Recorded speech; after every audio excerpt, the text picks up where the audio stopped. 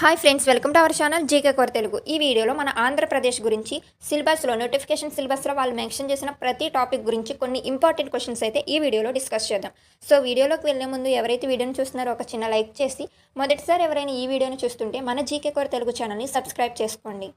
First question చూడండి. Article 371D ఏ రాజ్యాంగ సవరణ ద్వారా చేర్చబడింది? సో ఆన్సర్ 32వ సవరణ ద్వారా. అసలు ఎందుకు ఈ సవరణ చేయాల్సి వచ్చింది, ఎందుకు ఈ సవరణ ద్వారా 371D అనే ఆర్టికల్ను అధికారణను రాజ్యాంగంలోకి చేర్చారు అని అంటే, ఎప్పుడైతే మనం 1976 సంవత్సరంలో మనమును తెలంగాణ కలిసి ఆంధ్రప్రదేశ్గా అయితే ఏర్పడ్డామో, అప్పుడు ఉద్యోగ అవకాశాల్లోనూ విద్యలోనూ రెండింటిలోనూ కూడా ప్రాంతీయ అసమానతలు అనేవి రేకెత్తినాయి అనమాట. దీనికి సంబంధించి దీన్ని ముల్కీ నిబంధనలు అనేవి ఉండేవన్నమాట. తెలంగాణ ప్రజలకు మరియు ఆంధ్ర ప్రజలకు కూడా విద్యలోనూ ఉద్యోగాల్లోనూ సమాన అవకాశాలు కల్పించాలని తెలంగాణ వాళ్ళు ఈ ముల్కీ రూల్స్ అనేవి ఉండేవి. దీన్ని అనంతరం ఈ ముల్కీ నిబంధనలు 1973లో అయితే రద్దు చేయడం జరిగింది. దీన్ని రద్దు చేసి ఈ ముల్కీ రూల్స్ ఈ విభాగంలోకి అయితే 6 సూత్రాల పథకాన్ని తీసుకురావడం జరిగిందనమాట. అప్పుడు ఈ 6 సూత్రాల పథకం అనేది రెండు తెలుగు రాష్ట్రాల్లో ఆంధ్ర మరియు తెలంగాణలో కూడా అయితే అమలు చేశారు. ఇది 1973లో దీన్ని అయితే రద్దు చేయడం ఎప్పుడు రద్దు చేశారంటే 1973లో అయితే దీన్ని రద్దు చేసినప్పటికీ కూడా ఈ 6 సూత్రాలు అనేది 1974 జూలై 1వ తారీఖు నుండి అయితే అమల్లోకి వచ్చింది. తూర్పు కనుమల్లో అత్యంత ఎత్తైన శిఖరం ఏది? మన ఆంధ్రప్రదేశ్ ఏ కనుమల్లో ఉంది? తూర్పు కనుమల్లోనే కదా. ఈ కనుమల్లో ఎత్తైన శిఖరం ఏది అంటే ఆర్మాకొండ అనమాట. ఇది అల్లూరి సీతారామరాజు జిల్లాలో అంటే అరకు వ్యాలీస్లో అయితే ఉంటుంది ఈ ఆర్మాకొండ అనేది. దీన్ని సీతమ్మ కొండ అని కూడా అయితే పిలుస్తుంటారు. అక్కడ ప్రాంతీయంగా పేర్లు ఉంటాయి కదా, దాన్ని సీతమ్మ కొండ అని కూడా పిలుస్తారనమాట. ఇది 1690 మీటర్ల ఎత్తులో అయితే ఉంటుంది. అండ్ ఇంతకుముందు కొత్త నివేదికల ప్రకారం ఆర్మాకొండ అయితే అత్యంత ఎత్తైన శిఖరం తూర్పు కనుమల్లో. అంతకుముందు మహేంద్రగిరి అనమాట, ఇది ఒడిశాను ఆనుకుని అయితే ఉంటుంది మహేంద్రగిరి. దీన్ని ఎత్తైన కొండ శిఖరంగా అయితే భావించేవారు. బట్ రీసెంట్ నివేదికల ప్రకారం Armakonda is the correct answer. Next, ప్రపంచంలో అతిపెద్ద బైరాటిస్ గనులు ఎక్కడ ఉన్నాయి? ఆన్సర్ మంగంపేట అనమాట. వైఎస్ఆర్ కడప జిల్లాలో ఉన్నటువంటి మంగంపేట అనేటువంటి ప్రాంతంలో అయితే ఈ బైరాటిస్ గనులు అనేవి ఉన్నాయి. ఇది ఒక ఖనిజ సంపద అనమాట. మన ఆంధ్రప్రదేశ్కి ఇది బైరాటిస్ గనులు అనేవి ఖనిజ సంపదలో ప్రత్యేక గుర్తింపు అయితే తీసుకొచ్చింది మన ఏపీకి. ప్రపంచంతో ఈ బైరాటిస్ గనుల్లో మన ఆంధ్రప్రదేశ్ ఈ మంగంపేట అనేది 28% వాటాను, మన ఇండియాతో అయితే 95% వాటాను అయితే కలిగి ఉందన్నమాట. వరల్డ్తో 28%, మన భారతదేశంలో 95% వరకు ఈ బైరాటిస్ని ప్రొడ్యూస్ చేయగలిగినటువంటి వాటాను అయితే కలిగి ఉంది. అండ్ అంతేకాకుండా దీన్ని ఎవరు నిర్వహిస్తున్నారంటే వీటి యొక్క కార్యక్రమాలను ఏపీఎండిసి ఆంధ్రప్రదేశ్ ఖనిజ అభివృద్ధి సంస్థ అయితే దీన్ని నిర్వహిస్తుంది. సంస్థ పేరు గుర్తుపెట్టుకోవడం చాలా ఇంపార్టెంట్. ఆంధ్రప్రదేశ్ ఖనిజ అభివృద్ధి సంస్థ. నెక్స్ట్ క్వశ్చన్ చూడండి. పట్టిసీమ పథకం ఏ నదులను అనుసంధానిస్తుంది? సో గోదావరి, కృష్ణ అనమాట. ఇక్కడ ఆన్సర్ చూస్తే ఈ పట్టుసీమ పథకం గురించి ఇంపార్టెంట్ పాయింట్స్ అనేది ఒకసారి చూద్దాం. ఈ పట్టుసీమ పథకం దీని యొక్క ముఖ్య ఉద్దేశం ఏంటి అని అంటే, ఇక్కడ గోదావరి నదుల్లోని ఉన్నటువంటి జలాలను కృష్ణా నదితో కలపడం అనమాట, అనుసంధించాలన్నమాట. దీన్ని స్టార్ట్ చేశారనమాట. ఎందుకనంటే ఈ గోదావరిలో వచ్చేటువంటి నీళ్ళు అనేవి కృష్ణా నదితో కలిపి ఇటు రాయలసీమ ప్రాంతంలో, మన ఆంధ్రప్రదేశ్ని 3 భాగాలుగా అయితే వివరించుకున్నాం కదా మనం. ఇది రాయలసీమ, ఉత్తరాంధ్ర, ఇది మధ్య ఆంధ్ర అనమాట. సో ఈ రాయలసీమ ప్రాంతంలో ఈ కోస్తా ప్రాంతాలతో కంపేర్ చేస్తే ఇక్కడ నీటి వనరులు అనేవి చాలా తక్కువ అనమాట. ఎక్కువగా రాతి నేలలను కలిగైతే ఉంటాయన్నమాట. దీనివల్ల ఇక్కడ పంటలు పండడానికి అంత అనుకూలంగా ఉండడు ఇది మన కోస్తా ప్రాంతాలతో కంపేర్ చేస్తే. దీన్ని దృష్టిలో ఉంచుకుని 2015లో నారా చంద్రబాబు నాయుడు గారు టీడీపీ హయాంలో అయితే ఈ పట్టుసీమ అనేటువంటి కార్యక్రమాన్ని స్టార్ట్ చేశారు. మార్చి 1లో అయితే దీన్ని ప్రారంభించారు. 2015 సెప్టెంబర్ నాటికల్లా ఇది మొదటి దశ ప్రక్రియను అయితే పూర్తి చేసి దాని తర్వాత సంవత్సరమే 2016లో అయితే ఇది కార్యాచరణ అనేది ప్రారంభించింది. భారతదేశంలో మొట్టమొదటి ప్రాజెక్ట్ ఇంత స్పీడ్గా అయిపోయింది. సో అందుకనే దీన్ని భారతదేశంలో తొలి ప్రధాన నదుల అనుసంధాన ప్రాజెక్టుగా అయితే గుర్తింపు అయితే పొందిందనమాట. మరి అంతేకాకుండా ఈ పట్టుసీమ పథకాన్ని కంప్లీట్ చేయడానికి ప్రభుత్వం అనేది ఏ కంపెనీతో డీల్ కుదుర్చుకుంది అని అంటే Megha engineering and infrastructure limited ఈ మైల్ అనేటువంటి కంపెనీతో అయితే డీల్ కుదుర్చుకుంది. వితిన్ 1 ఇయర్లోనే దీన్ని సక్సెస్ఫుల్గా కంప్లీట్ చేసింది. మార్చిలో అయితే దీనికి శంకుస్థాపన చేస్తే 2016 మార్చి నాటికల్లా ఇది పని అయితే ప్రారంభించింది. ఎత్తిపోతల కార్యక్రమం అంటారు. పట్టుసీమ కార్యక్రమాన్ని ఎత్తిపోతల కార్యక్రమం అని కూడా అంటారనమాట పథకం. కొల్లేరు సరస్సు ఏ హోదాను పొందింది? ఆన్సర్ వచ్చేసి ఇక్కడ మనకి ఇచ్చిన దాని ప్రకారం చూస్తే రామ్సర్ సైట్గా అయితే ఇది అధికారం పొందిందనమాట. ఇది ఎక్కడ ఉంటుంది? మన ఆంధ్రప్రదేశ్ కృష్ణా మరియు గోదావరి ప్రాంతాలని ఆనుకుని అయితే ఈ నెక్స్ట్ క్వశ్చన్. స్వర్ణాంధ్ర @2047 దేనికి సంబంధించింది? సో స్వర్ణాంధ్ర @2047 దేనికి సంబంధించింది అని అంటే అభివృద్ధి విజన్ అనమాట. అంటే 2047 నాటికి మనకి స్వతంత్రం వచ్చి 100 సంవత్సరాలు అయితే కంప్లీట్ అవుతుంది. 100 సంవత్సరాలు అవుతుందన్నమాట.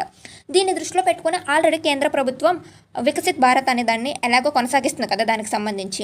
దానిలో అలాగే మన ఆంధ్రప్రదేశ్ కూడా స్వర్ణాంధ్ర @2047 అన్న దాన్ని అభివృద్ధి విజన్గా, డెవలప్మెంట్ విజన్గా దృష్టిలో పెట్టుకుని మన అమరావతి, మన రాజధాని అయినటువంటి అమరావతి 2047 నాటికి కేవలం మన భారతదేశంలోనే కాదు ప్రపంచంలోనే అభివృద్ధి చెందిన కేంద్రంగా చేయాలన్న ఉద్దేశంతో సుమారు $2.4 ట్రిలియన్ అయితే ఆర్థిక వ్యవస్థగా నిర్మించి సున్నా పేదరికం అనేది అయితే ఉండాలి. అండ్ అంతేకాకుండా తలసరి ఆదాయం పర్ కెప్టా ఇన్కమ్ కూడా 50% అయితే ఇంక్రీజ్ చేయాలి. అండ్ అంతేకాకుండా ఎన్నో సాంకేతికంగా, ఆర్థికంగా, టెక్నాలజీ పరంగా, ఆరోగ్యపరంగా ఎంతో సాంకేతికతను అభివృద్ధి చెందిన రాష్ట్రంగా మార్పు చెందాలన్న ఉద్దేశంతో ఈ ప్రోగ్రామ్ అనేది అయితే చేస్తున్నారనమాట. దీంట్లో భాగంగా జరిగేటువంటి కార్యక్రమాలు 2047కి జరిగేటువంటి కార్యక్రమాలు. సో 2047 నాటికి మన ఆంధ్రప్రదేశ్ను అభివృద్ధి చెందిన రాష్ట్రంగా మార్చే లక్ష్యంతో రూపొందించినటువంటి ఈ విజన్ డాక్యుమెంట్ అనమాట. ఇది స్వర్ణాంధ్ర @2047.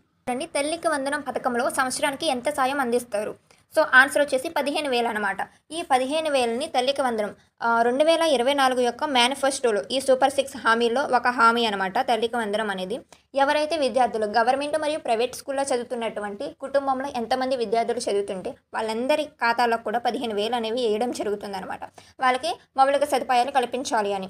అంతేకాకుండా దీనికి కేటాయించినటువంటి బడ్జెట్ మొత్తం 67 లక్షలకు పైగా అయితే స్టూడెంట్స్కి ఈ పథకం ద్వారా సహాయం అందించబోతున్నారు. మరి దీనికి ఒక బడ్జెట్ అనేది కేటాయిస్తారు కదా, అది ఎంత అంటే 10,091 కోట్లు. 10,091 కోట్లు అయితే ఎందుకు ఇక్కడ నీకు బడ్జెట్ నేను మీకు మెన్షన్ చేస్తున్నానంటే, మీరు లాస్ట్ ఇయర్ పేపర్స్ ఒకసారి సాల్వ్ చేసినట్లయితే దానికి విద్యా దీవెనకి సంబంధించి జగన్ ప్రభుత్వం ఉన్నప్పుడు ఇదే స్కీమ్ విద్యా దీవెనగా అయితే వేశారు కదా, దానికి ఎంత బడ్జెట్ కేటాయించారన్నది క్వశ్చన్ అయితే అడగడం జరిగిందనమాట. సో బడ్జెట్ కూడా తెలుసుకోవడం మనకి చాలా ఇంపార్టెంట్. ఇంత అయితే బడ్జెట్ కేటాయించారు. నెక్స్ట్ క్వశ్చన్, దీపం 2.0 పథకం దేనికి సంబంధించింది? ఆల్రెడీ మనం 2-3 వీడియోల్లో చూసాం. దేనికి సంబంధించింది? గ్యాస్ సిలిండర్లకు సంబంధించింది. 3 గ్యాస్ సిలిండర్లని ఫ్రీగా అయితే ఇస్తారు కదా. ఇక్కడ మనకి స్కీమ్స్ అనేవి ఎవరైతే సబార్డినేట్ ఎగ్జామ్స్కి ప్రిపేర్ అవుతున్నారో వాళ్ళకి ముఖ్యంగా ప్రీవియస్ ఇయర్ క్వశ్చన్స్లో చూస్తే ఈ స్కీమ్స్కి సంబంధించి క్వశ్చన్స్ అనేవి బాగా అడిగాడు అనమాట. ఇక్కడ 2000 ప్రీవియస్ క్వశ్చన్ పేపర్లో మనకు 2019 అడిగినటువంటి మేనిఫెస్టోకి సంబంధించినటువంటి బడ్జెట్ విషయాలు కానీ, స్కీమ్స్ కానీ అవి ఎంతవరకు నిధించారు. 2019 వాళ్ళు రూపొందించింది ఏంటి? నవరత్నాలు. ఇప్పుడు 2024లో వీళ్ళు పెట్టింది ఏంటిది? సూపర్ 6 హామీస్. వీటన్నిటికి సంబంధించి పర్టికులర్గా ఆంధ్రప్రదేశ్లో 2019 నుండి 2024 వీటికి సంబంధించినటువంటి అన్ని స్కీమ్స్, బడ్జెట్ విషయాలు, దానివల్ల ఎక్కడి నుండి మనం అప్పు తీసుకోవాల్సి వచ్చింది, రాష్ట్రం ఎంత అప్పుల్లో ఉంది, అలాంటి డీటెయిల్ విషయాలను కూడా మీకు నెక్స్ట్ వీడియోలో రేపు అయితే అప్లోడ్ చేయడానికి ట్రై చేస్తాను. అవి చాలా ఇంపార్టెంట్ అనమాట ఆంధ్రప్రదేశ్ విషయంలో. అండ్ చూడండి, లేపాక్షి ఏ జాబితాలో చేర్చబడింది? సో ఈ లేపాక్షి ఆలయం అని ఎక్కడ ఉంది? మన ఆంధ్రప్రదేశ్ అనంతపురం జిల్లాలో అయితే ఉంది కదా. ఇది 16వ శతాబ్దానికి చెందినటువంటి ఆలయం అనమాట. దీంట్లో విజయనగరం యొక్క వాస్తు శిల్పకళం అనేది అయితే ఎక్కువగా ఉపయోగించి ఈ ఆలయాన్ని నిర్మించడం జరుగుతుంది. అండ్ అంతేకాకుండా ఏకశిల నంది విగ్రహం అయితే ఉంటుందన్నమాట. అండ్ వేలాడే స్తంభం కూడా ఈ ఆలయానికి స్పెషల్ అనమాట. ఇక్కడ ఇది 2022లో అయితే దీన్ని యునెస్కో టెంటేటివ్ లిస్ట్లో అయితే చేర్చారనమాట. అంటే తాత్కాలిక లిస్టులో అయితే దీన్ని చేర్చడం జరిగింది. 2022లో దీన్ని తాత్కాలిక లిస్టులో అయితే చేర్చారు. యునెస్కో ప్రపంచ వారసత్వ గుర్తింపు అనమాట. నెక్స్ట్ క్వశ్చన్ చూడండి, అమరావతి స్కూల్ ఆఫ్ ఆర్ట్ ఏ మతంతో సంబంధం కలిగి ఉంది? ఆన్సర్ వచ్చేసి ఆప్షన్ సి అనమాట, బౌద్ధ మతంతో. క్రీస్తు పూర్వం 2వ శతాబ్దం నుండి క్రీస్తు శకం 3వ శతాబ్దం వరకు మన ఆంధ్రప్రదేశ్ని పరిపాలించినటువంటి శాతవాహనులు కానీ, తర్వాత ఈక్ష్వకులు కానీ అయితే ఈ బౌద్ధ మతాన్ని బాగా అభివృద్ధి అయితే చేశారు మన ఆంధ్రప్రదేశ్లో ముఖ్యంగా. సో ఇక్కడైతే తెల్లపు సున్నపురాయితో వేసినటువంటి ఆ బౌద్ధ మత చిత్రాలు, ఆ మతానికి సంబంధించినటువంటి కొన్ని శిల్పాలు అనేవి అయితే చెక్కుంటాయి అనమాట. దానివల్ల మొత్తం బౌద్ధ మతం కాబట్టి ఈ Amaravati school of the art అని ఈ మతంతో అయితే సంబంధం అయితే కలిగి ఉందన్నమాట. చూడండి, తెలుగుకు ప్రాచీన భాషా హోదా ఎప్పుడు లభించింది అని అంటే 2008లో మనకు అధికార హోదా, ప్రాచీన భాషా అధికార హోదా అనేది అయితే లభించడం జరిగిందనమాట. ఈ తెలుగు భాష యొక్క సాహిత్య ప్రాచీనత, విశిష్టత ఆధారంగా 2008లో అయితే కేంద్ర ప్రభుత్వం క్లాసికల్ లాంగ్వేజ్ హోదానైతే అయితే మనకు కల్పించడం జరిగింది. ఫస్ట్ ఈ క్లాసికల్ హోదా కలిగినటువంటి భాష ఏదంటే తమిళ్, అది 2004లో. తర్వాత సంస్కృతం 2005లో వచ్చిందనమాట. తర్వాత 2008లో అయితే మన తెలుగు. మొదటి 3 భాషల్లో మన తెలుగు కూడా ఉంది. అంటే ప్రారంభంలో ప్రత్యేక హోదా కలిగినటువంటి భాషగా, క్లాసికల్ లాంగ్వేజ్గా హోదా కలిగినటువంటి మొదటి భాషల్లో మన తెలుగు కూడా ఉందన్నమాట. మొదటి 3లో తెలుగు కూడా ఉంది. అండ్ క్వశ్చన్ చూడండి, ఇటాలియన్ ఆఫ్ ది ఈస్ట్ అని తెలుగును ఎవరు అభివర్ణించారు? ఆన్సర్ నికోలో డా క్వాంటి అనేటువంటి ఇటాలియన్ యాత్రికుడు అనమాట. ఈ నికోలో డా క్వాంటి అనే వ్యక్తి ఇటాలియన్ యాత్రికుడు. సో ఇతను 15వ శతాబ్దంలో, అంటే విజయనగర రాజులు మన ఆంధ్రప్రదేశ్ను పరిపాలిస్తున్న సమయం అనమాట. 15వ శతాబ్దం అంటే సుమారు 1420 మరియు 40 మధ్యలో అలా అయితే ఉంటుంది. ఈ టైంలో అయితే ఈయన మన భారతదేశానికి వచ్చి మన ఆంధ్రప్రదేశ్కి అయితే వచ్చారనమాట. అప్పుడు ఈయన మన భాషని ఇదేమన్నా లాంగ్వేజా లేకపోతే సంగీతమా అని అయితే ప్రశ్నించాడంట. అంత మధురంగా అంత శ్రావ్యంగా ఉంది భాష అని. అంతేకాకుండా మన భాష ఎలా ఎండ్ అవుతుంది, అచ్చులు అయితే ఉంటాయి కదా, హచ్చులు అల్లులు అంటారు కదా, అలా హచ్చులతో అయితే ఎండ్ అవుతుంది.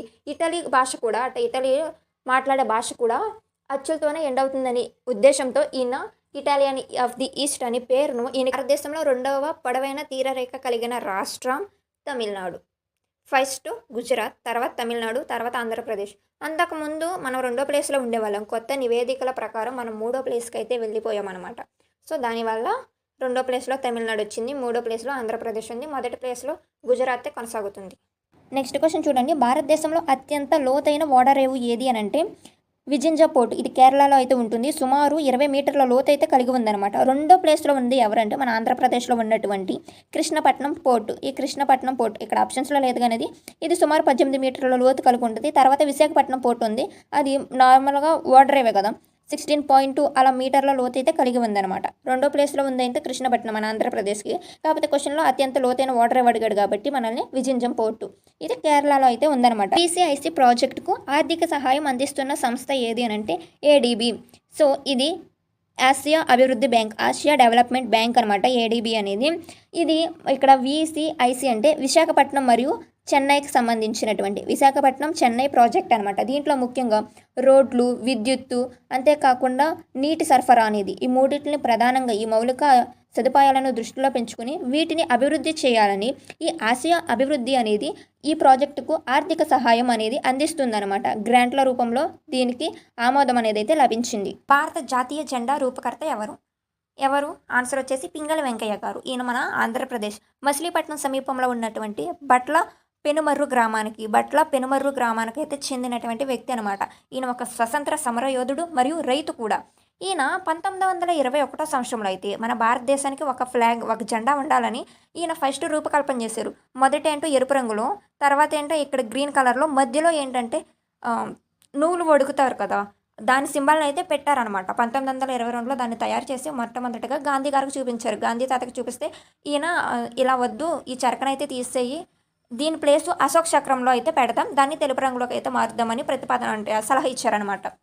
తర్వాత 1947 జూలై 22వ తారీఖున అయితే మొదట కాషాయం రంగు, తర్వాత తెలుపు రంగు, దాని మీద అశోక్ చక్రం, తర్వాత గ్రీన్ కలర్ ఆకుపచ్చ రంగుతో అయితే జెండాను నిర్మించడం జరిగింది. ఇక్కడ కాషాయం రంగు వచ్చేసి త్యాగం మరియు ధైర్యానికి చిహ్నం అయితే, తెలుపు వచ్చేసి శాంతికి, అండ్ ఆకుపచ్చ వచ్చేసి ఏంటి దేనికి సంకేతం అంటే ఆశాభావానికి సంకేతం అనమాట. ఈ విధంగా జెండాను అయితే రూపించడం జరిగింది. చూడండి, శ్రీహరికోట ఏ